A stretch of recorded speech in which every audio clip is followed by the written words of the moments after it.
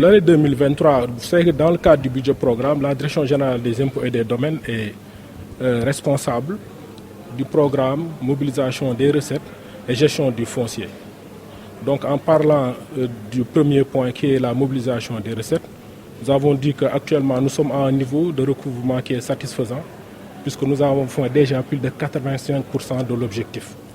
Et que donc actuellement on tend vers la fin de l'année et que donc tout le monde est sur le pont. Non seulement il faut assurer une mobilisation exceptionnelle des recettes, mais également en amont assurer un élargissement de l'assiette fiscale. Et on avait une cible d'élargissement de cette assiette-là à hauteur de 25 000 nouveaux contribuables, donc qui seront recrutés et intégrés dans notre base de données. Et cette cible-là, elle est presque atteinte. Et il est clair que d'ici à la fin de l'année, à l'heure du bilan, on sera au rendez-vous. L'objectif de la DGID cette année, c'est un objectif de plus de 2360 milliards. Et actuellement, sur ces 2360 milliards, si on prend les recettes brutes qui sont collectées, on est déjà à plus de 2000 milliards, presque 2050 milliards. C'est peut-être en prenant en compte un certain nombre de remboursements que ces montants-là sont un peu réajustés. Mais il ne s'agit pas, comme j'ai dit, pour moi, cette année, c'est certes un enjeu, mais c'est une année qui est finissante et qu'on est assez optimiste sur le fait qu'on sera au rendez-vous en termes de mobilisation des recettes. Par contre, nous avons un défi qui est important, c'est-à-dire c'est l'année à venir, où l'État projette un taux de croissance à peu près de l'ordre de 9,2%.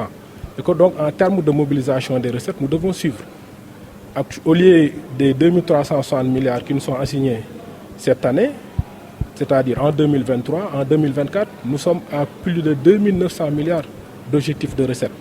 Donc cela demande une très grande organisation, cela demande de l'efficacité dans la qualité du service public qui est rendu d'abord à l'usager, parce qu'il y a un aspect important à ne pas perdre de vue, c'est que l'impôt il est déclaratif.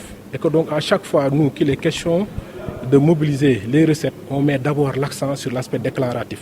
C'est-à-dire comment faire de sorte que le contribuable soit mieux conscientisé par rapport à ses obligations de déclaration et de paiement, avant de penser l'autre versant qui est l'aspect sanction, qui est naturellement le pendant du système déclaratif.